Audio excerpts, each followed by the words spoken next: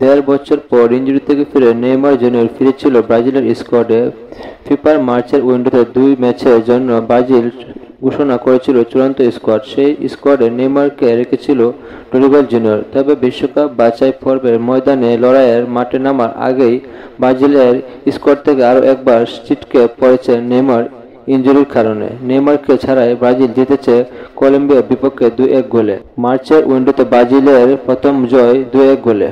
Brazil নিজেদের পরবর্তী match খেলবে আর্জেন্টিনার বিপক্ষে আগামী 26শে মার্চ বাংলাদেশ সময় ভোর 6টায় মাঠে নামছে ব্রাজিল। বিশ্বকাপ বাছাই পর্বের সুপার ক্লাসিকো ম্যাচটির আগে ব্রাজিল ভক্তদের মনে স্বস্তির খবর এলো নেইমার জুনিয়রকে নিয়ে।